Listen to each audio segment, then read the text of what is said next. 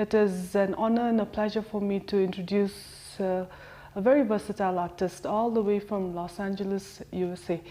Pema Namdol Thaye is a painter, sculptor, 3D mandala specialist, but most important for me, I think, is an art educator and a spiritual practitioner. He has won international acclaim as a master of traditional Himalayan arts, and his extraordinary ability in his field of expertise was recognized by the US government, awarding him permanent residency in the USA in 2008. Welcome, Pamela. Thank you. Thank you for inviting me to Bhutan Echoes, and it's a pleasure to be here today. How long have you been away from Bhutan? I know that all of us know that you are permanent residents in Los Angeles, and you've been practicing your art form and have contributed a lot in your art form, especially 3D. Mm-hmm. And how long has it been to reconnect with Bhutan? I've been going on and off. I think I was planning to be here the last 2 years, but Bhutan was locked down, so I couldn't come in. And prior to that, I think it's been probably like 6-7 years that I wasn't able to come to Bhutan. Yes. And then I've been in LA, Los Angeles, working.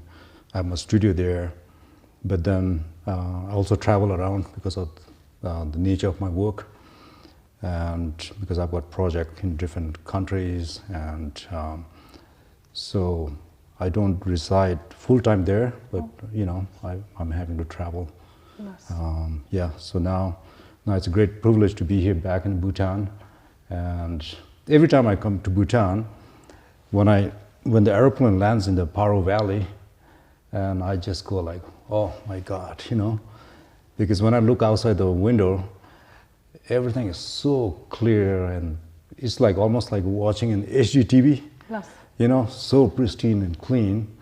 Whereas, excuse me, in Los Angeles, and there's a lot of pollution, and of course in India there's a lot of pollution, so it's not as clear.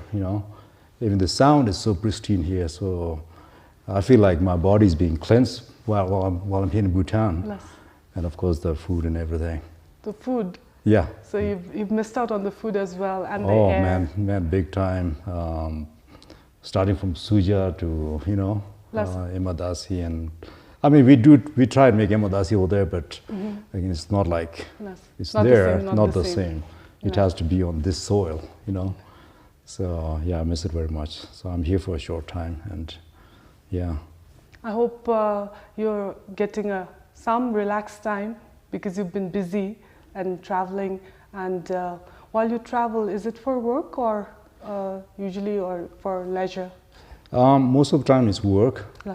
but here is basically being with my family and getting in touch with everyone, while I have the time here.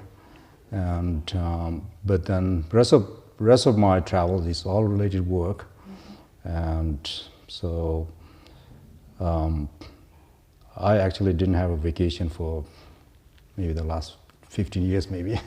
So thank you very much for giving us time for this episode, because Sure. we're taking time out from your precious family members. And but however, this is important and valuable that you share your experiences as an artist and your journey. So it's been 6 to 7 years that you've not... Yes, I think I'm not good with remembering numbers in this way. Less. I'm good in remembering numbers in art way, in Less. art form. Less. So I think my brain is kind of like, Yes. So I yeah, asked 6, this- 7 yeah, years, I I asked think this so. because you said that as you land Paro Airport, and because of the pandemic, you've not been able to come here. Yeah. And so you do remember the Paro Airport being... Did you see any difference? Well, I'm getting there somewhere because it is connected with the art. Did you see a difference in the Paro Airport? Yeah, as soon as the plane started landing, and then the nice traditional music they put in the plane, Yes. and then it just gives you a really feeling that, Yes. I remember my childhood here, Yes.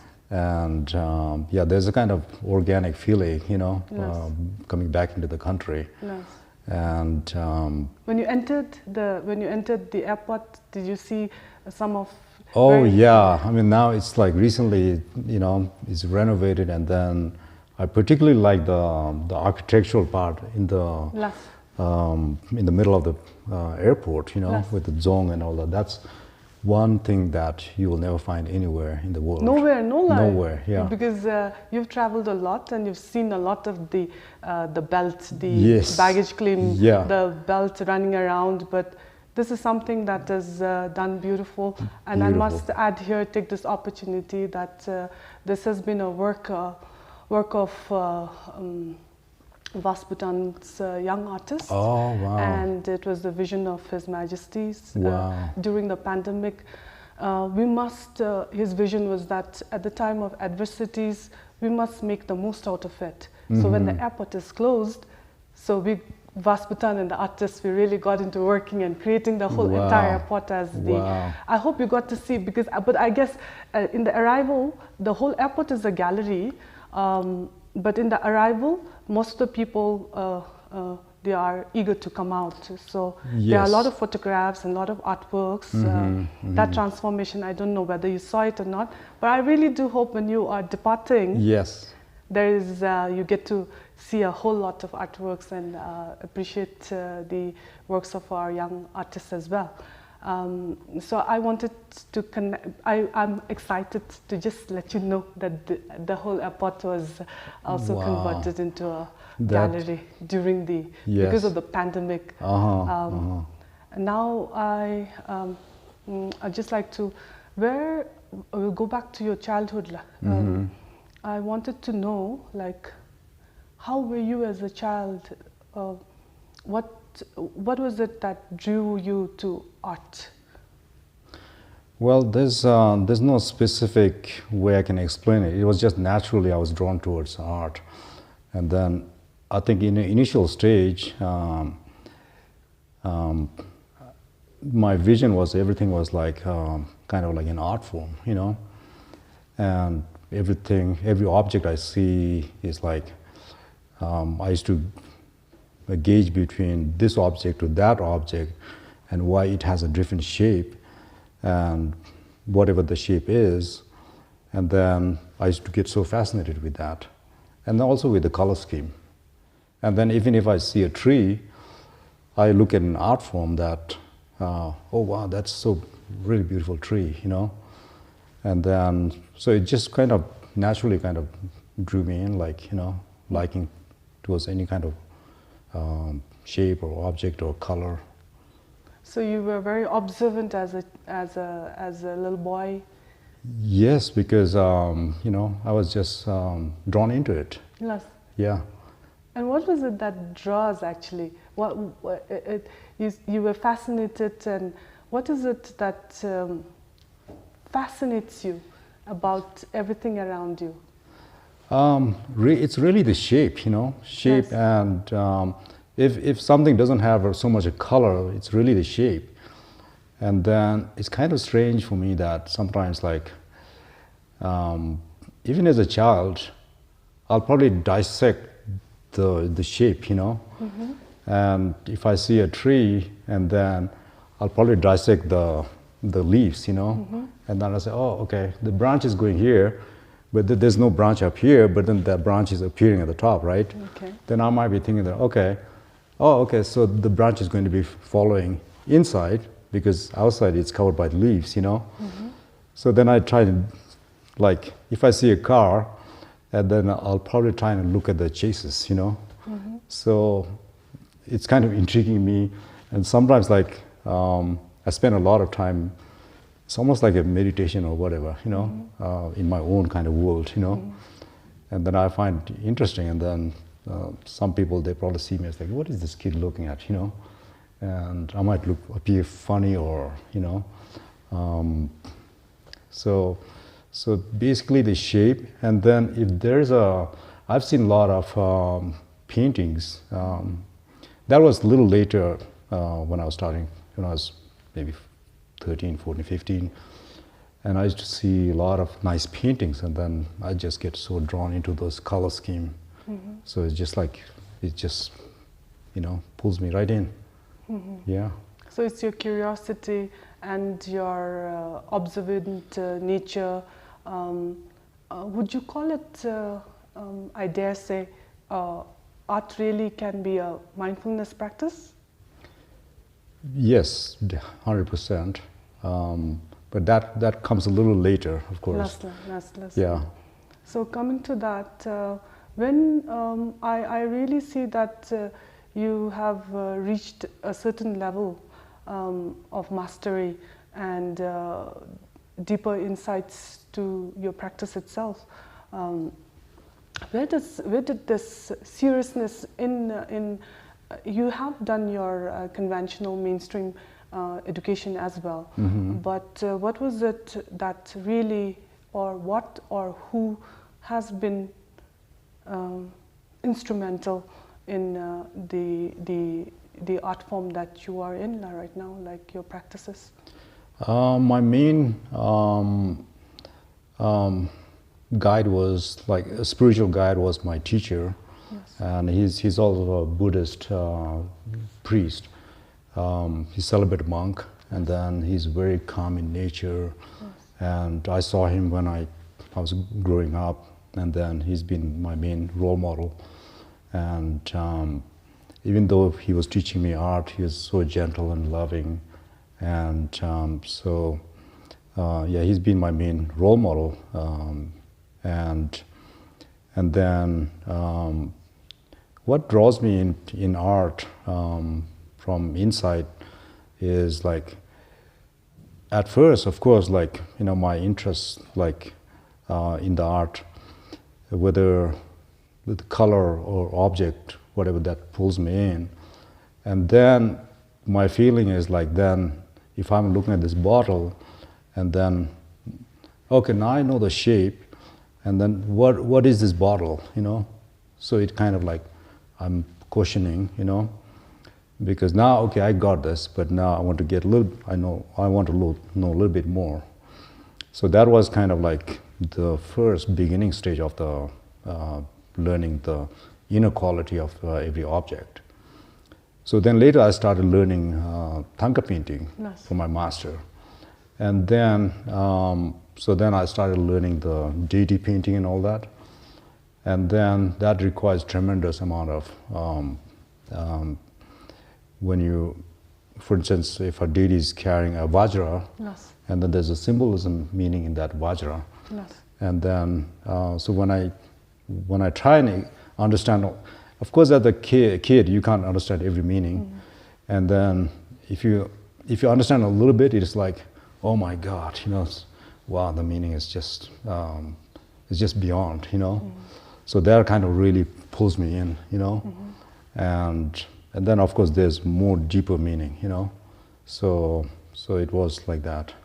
So, so your master was a monk. Yes. And was he also an artist? Like Yes, he was also a great artist, and then he did Thangka painting at the same time. He was a master in a three-dimensional artwork, which is like the three-dimensional mandala artwork. And then he was also a good carpenter, Yes. He's a very, very skilled person. Yes. Yeah, and he built his own house, Oh. Yeah, he used to build his own house. Yes. And back then, of course, we were poor. Yes. And then he has to build his own home, to not a fancy one, but really good. I still remember that. And then, so yeah, he's a multi-skilled person, very, very skilled person, and then also very, very spiritually involved. Your teacher was a monk. Was Yeah. he also an artist? Yeah, he was a great artist, both 2D and 3D artist. Yes. And not only that, he was very, very knowledgeable in all kind of Buddhist scriptures. Yes. and yeah, he was incredible. So fortunate, so blessed. Yeah. Did he just take you in as a student? Was it very easy? The Shaolin style kind of those? Did he make you work hard like? No, he never made me work hard. All right. But I had to earn his trust. Yes. And of course, like I had to go to school, and then I wanted to become an artist. And he said, "No, son, you got to go to school first, you know." And I understand that. I understood that, and then so I did some painting on my own, and then there was one painting that I worked really hard. I worked for months, you know, and without him seeing, I had to do on my own side, like after my school work and this that. So I spent time every evening doing some drawing, and then adding some color and all that, you know. And then after a month, I showed this to him, and he was very, very shocked. He was like, "So, did you really do that?" And then he said, like, "Okay, now I'll teach you," you know. And that took like, you've been with him, you were with him for how many years of your, for him to take you as a student? Like, how long did it take you I to think gain his trust? I was probably age 13 or something, you know. And then before that, you know, I always see him doing painting, and then I'm trying to do some painting at the side and then show him. And then, so yeah, it probably took me so many years, you know. Many years. Yeah, many years, yeah. So any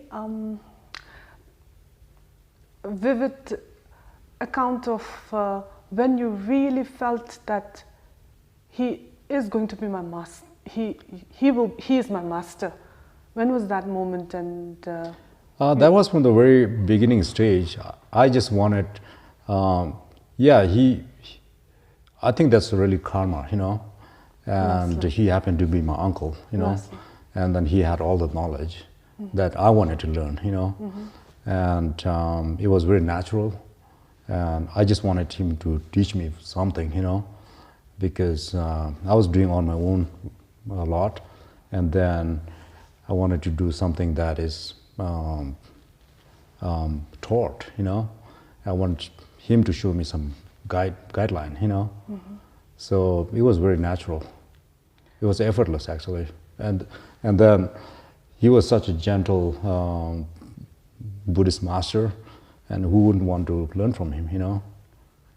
You give a lot of credit to your master, but I also do feel that it's good karma, definitely.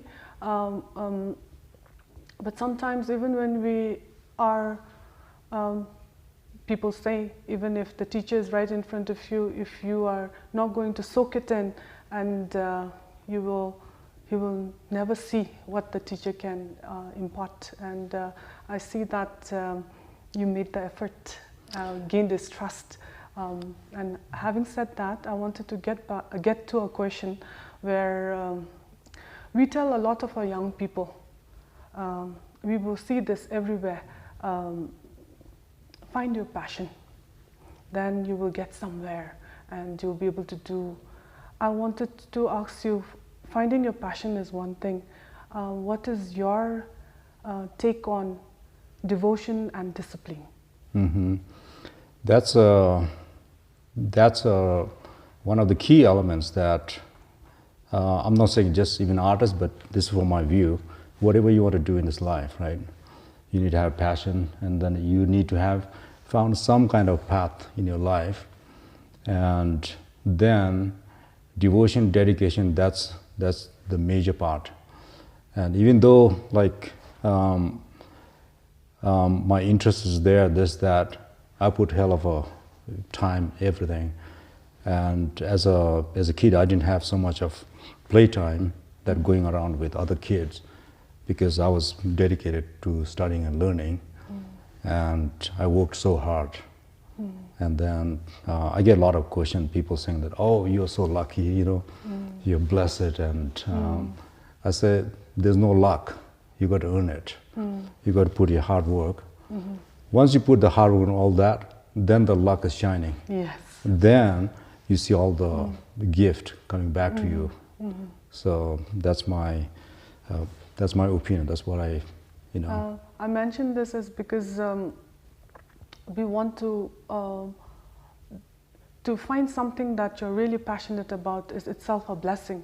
But after that, I think it's a lot of devotion and discipline that I wanted to emphasize, and I'm glad that it resonates, that view very strongly from you. And I hope this message is carried to a lot of our young and passionate and creative and in whatever field that they are in. I hope it carries to the lot of our young people. Be passion driven, but not forget your discipline and devotion to whatever you're doing. Sounds very preachy, but I think as elders and being in society, we cannot help but emphasize on this. I wanted to also ask you, when it comes to, when it again comes back to discipline and devotion, I wanted to ask you, like, your foundation started from the traditional Thangka paintings. Yes. And I wanted to ask you, what is it that in the Thangka paintings that you need to be very technical about it, and then how much hard work you have to put in to get to that level of skill, and where is it that you can actually exercise your freedom then? Okay. To express. Yes. This will be very good for new students who are learning Thangka painting or any form of art, that throughout my my journey to aspire to learn more and more and then become masterful of the artwork, what it does is, like, Thangka painting, and then it can be also sculptor, you know, yes. Buddhist sculpture. It can be any kind of art form, you know. And when you put a lot of effort, a lot of time into it, and then put your wholesome energy into it, and then after some time you'll know something, that this will be a life lesson for everybody, that it'll teach you something else, that it'll teach you patience, humble, and that kind of stuff that we need actually for a life skill, not just for the painting, but now you can utilize that in a general life skill. And then how you learn is, like, let's say if you're going to do a painting or sculpting or woodworking, whatever, you have to be, there is an intention to create that, whatever you're creating, and then the execution is there, and it has to be all mindful, and it should not be rushed. And if you rush it, and if you're not patient, and then your job is not going to look as good as you wanted to fulfill the goal. And then you're backtracking, because then you gave all the time. In the end, you didn't finish it properly. Now you have to do it again. So if you do it again and again all the time, then in the end, what it tells you is, like, be patient, do it nicely, finish it nicely. And that way you'll reach there faster. So even though if one creation might take you 3 months, if you do it nicely, it'll only take you 2 months. Yes. But then it's a masterful work. If you rush it, it'll take you 4 months, and there's not a masterful work. There's no energy in the painting or sculpting or whatever. Yeah. And this is like, and for me, that was like, and some people, they say, oh, you're a really calm person, how do you do that? And I learned through my work, you know. Yes. And my work taught me to be calm, because if I'm not calm, that affects my work. And so then I'm backtracking, you know. Yeah. So that's what I want to share with everyone. So in the process of creation really is about being very true to yourself as well, Memula. Yes. Yes. And for me personally, this is the takeaway, that you got to be in touch with yourself. Absolutely. Now, the other question is like, when artists and all has to make a livelihood, and then they have to do commissioning works and projects, and at the same time being able to create really work of, when you say work of art, how do you, then there are deadlines, and most artists, you know, will not like deadlines. I'm glad you asked that question, because that's the hardship that every artist, no matter what kind of art they're doing, they have to go through that. Yes. In the beginning, of course, everybody is working hard, and then at the time they are not known, and at the same time they have to earn a livelihood and support the family or whatever, you know. And so, yes, you have to go through the hardship, and you should not be rushed. And yes, there will be pain. There's a cost price for that. If you're doing a sculpting or painting, and then there's a price for that, and then because the commissioner, they might say, oh, I can only pay you 2,000 Nultram, right? If they say that. Now you might think, oh, I got to finish this within a week. And now you kind of, you know, manage that, you know. But what I did is I put a little bit more, you know. I'll do, instead of a week, I'll put 10 days. The 3 days is like you're good, you're putting from your own pocket. So the magic is, after you put the 10 days effort, right, and then the next commission is going to come bigger, because you have already given your time, more time into the painting, more of your sweat and everything, right? Without expectations. Without expectation, yeah, without because expectations. now there's something in the work that people like, and they'll say, oh, you know, maybe their friends will see it, they'll say, oh, who did this, you know? Can I commission this, you know? So there's some demand coming, you know, because you put some effort, you put some sweat equity in that, you know. And versus if you do like, yes, okay, that 2,000 Nultram is like, it's only, you can do it for 2 weeks, or 1 week. And then, yeah, that's fair for both. But, so what I mean to say is you have to give it more for the painting. So it's a hard part, but you have to sacrifice that. So if you do 10 days, that means 10 days solid hour from 5 to 7 or whatever. So you're putting a lot of effort. Yeah. So what I gather is that it's beautiful what you're saying. It's something that is not only should be in just in the creation of an artwork, but also in, even if you are cooking food or Absolutely. or doing your accounting work, you just do your best without measurements and do your work well. And I think then it will speak for itself. Then it will speak for itself, yes. And then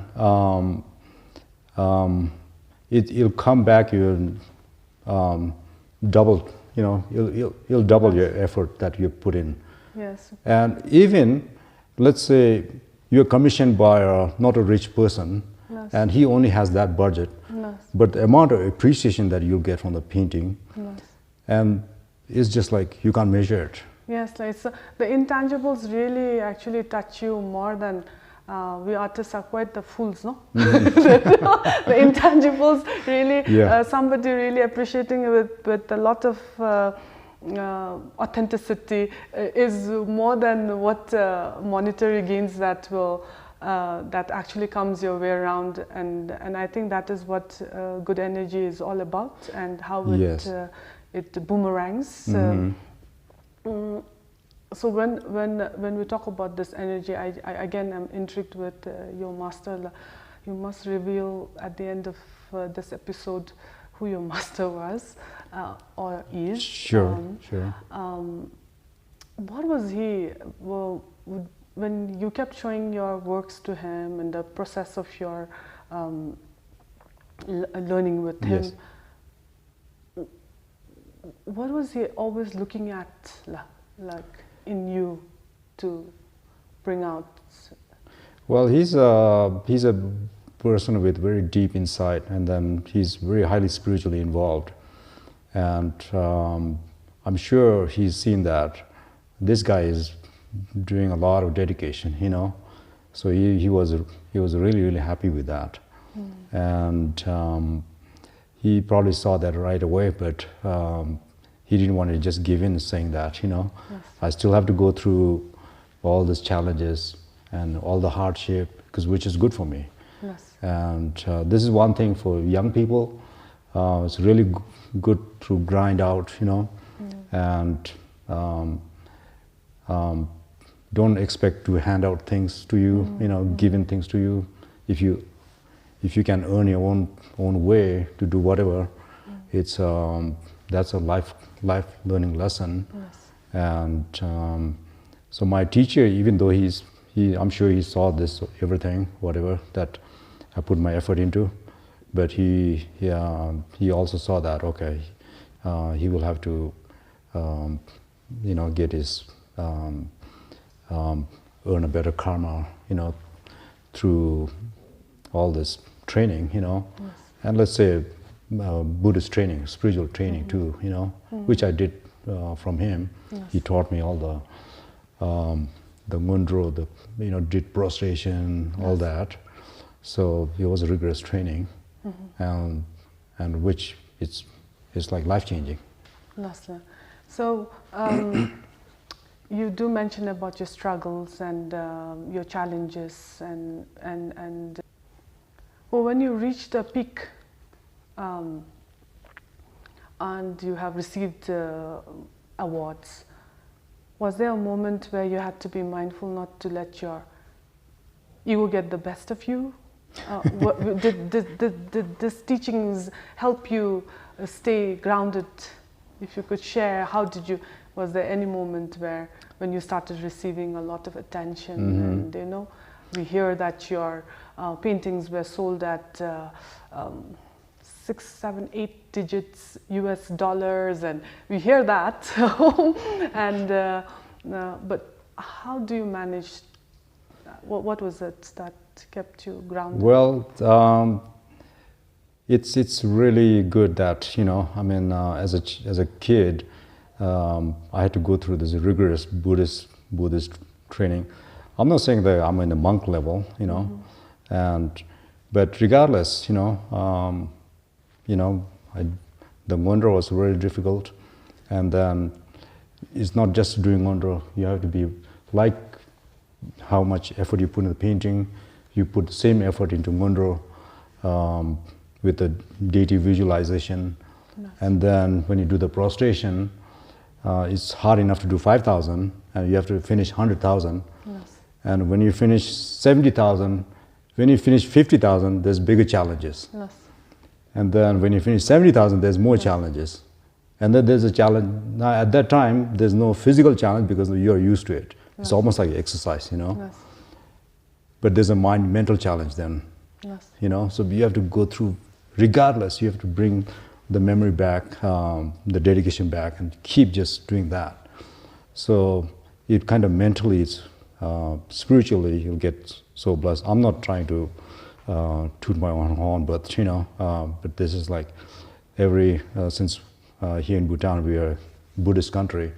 If everyone, I'm not just saying just an artist, but every student from the, you know, although, you know, it's all the students here are very religious and all that, but if they have some practice from there, if they seek a master, and it'll be really, really good. And so these are like, so that's been like my base kind of level from my very childhood. And of course I don't have the full grasp, full understanding of everything, you know, of course you can't have, right? But you are still in that journey? Still in the journey. And then, so those has been the foundation in my spirit, that then understanding of like the nature, you know, of the elements.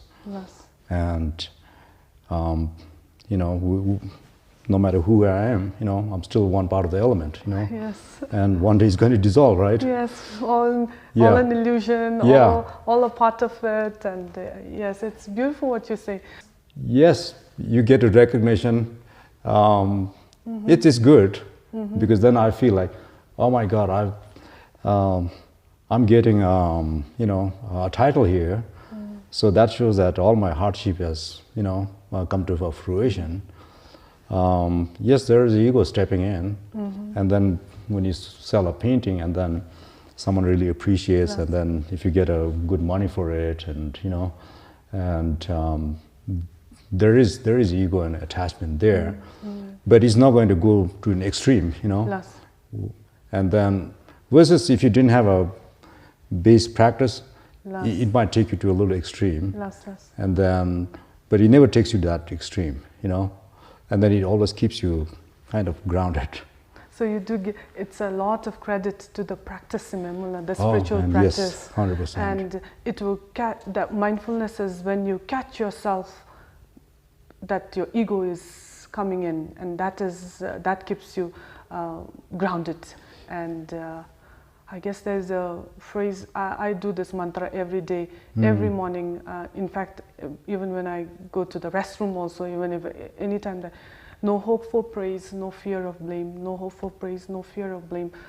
I guess this one is, it's helped me personally, and everything is otherwise only a label, and only things that is there. But what is not there is more important, I guess. I'm talking in a paradoxical way, but it's really, whenever I talk to people of greatness, they have found something deep inside themselves, and it's usually attributed to their practices similar. And we are very fortunate in Bhutan that we actually are living in a Buddhist country, where this can actually be applied in our daily lives, to be the best versions of ourselves. And really, really wonderful to have you speak about it with such intimate accounts. Now this is what keeps you grounded. This is what keeps you grounded. And now, on a very practical level, there are a lot of our aspiring artists and all who would like to break grounds like you would have. And we just took around 68 artists, 100 plus works in Europe, because we want to be able to showcase our art to the world. And when we talk about contemporary art, we don't mean to say we are Western. We want to be able to be proud of our heritage and our expressions and our narrative. What is your take on how Himalayan art or Buddhist art can have an impact to the world? You can have a big impact to the world. So far, I mean, in the West, all the Western paintings are doing so well. And then not so much of the Himalayan art, Yes. And this will be a new ground breaking for the world in general. And then, like you're saying, it can be in a contemporary format, but there's a Bhutanese stylistic in every contemporary painting. Yes. And that is when you look at it, oh, there's a Bhutanese painting, Yes. And that this can be the key to to every painting, to the contemporary Buddhist painters, artists. And I feel like there's a big role in the world bringing the Himalayan art. And then, of course, it's not because, and I feel there'll be a lot of support for that. And it's just that world hasn't known so much about it, Yes. And I feel like it's one way is because our culture here, whether it's India, Bhutan, Nepal, or Tibet, it's we always rooted in the spiritual, and it's not about advertising, Yes. And then at the same time, it's kind of like it's not about the artist, Yes. It's about the art Yes. itself, the symbology of the art, and that is good, but at the same time, there's a little bit drawback because for the creators, Yes. and then it's never looked as a, oh, who created that? There was never a kind of recognition for the artists in the East. But in the West, there's a lot of support for the art. And it's all about who created that, because when something is created, there's a lot of mind and everything is put into it, And so that is the difference, And then in the West, of course, because of the economic situation, and they could afford more, and then art is, of course, is a luxury item. And then from the very early on, they have institutes, and then they have museums.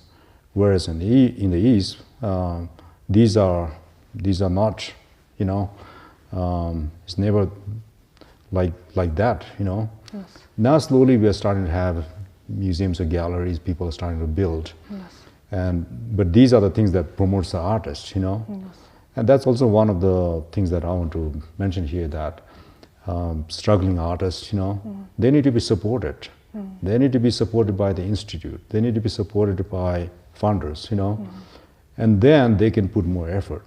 So, yes, artists, the students, they have to put so much energy. They have to put like 150 times energy into that, but they need to be supported, Otherwise, like you said, they're going to,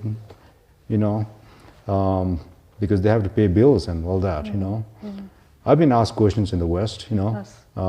Because they are saying that, oh, you're great that you're still doing the traditional and all this kind of artwork. And they're saying, oh, there was a Thangka painter from Bhutan or Nepal or whatever. Now, they come here and they're not doing that. They're just doing a waiter and taxi driver and all that. And then, but I say, yeah, they have to do it because there's nobody to support them. In the West, you have to have $3,000 or $4,000 a month, and that's all gone. There's no saving. You have to pay the bill, rent, insurance, and all that. And after that, you'll have what, $50 left in the pocket. So nobody will commission a painting, at that price.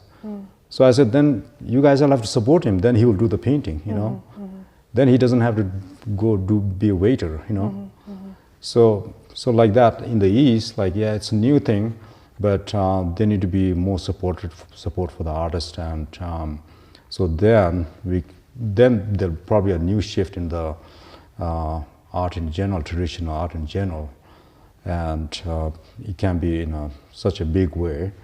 And then, of course, we just talk about the contemporary, and then like really like a Bhutanese style in the contemporary. I'm not talking about the traditional, but and that way then making exhibitions in the West, and then West will have a different idea. They will have more knowledge about this, So that's what is needed for the young artists and in general. People who are coordinating and managing, they have that passion, and not just the passion, again, coming back to the discipline and the devotion. Yes. So it falls on a lot to the young people. Yeah, that's incredible, that how you guys are able to still supporting and then carrying on the future, and then supporting the young artists, and it can be from Bhutan and then taking to Western countries and all around the world. Looks like we really had. I still have so many. This conversation is going to go on and on. But looks like we are running out of time, and really, it's. I take away personally a lot of great and meaningful insights from you, Pamela, and I hope we will have this conversation carry forward in a much more casual format, in a personal format, and with our local artists here in Bhutan. I hope everybody enjoyed this episode. Stay true to your art, as how Pamela has stayed.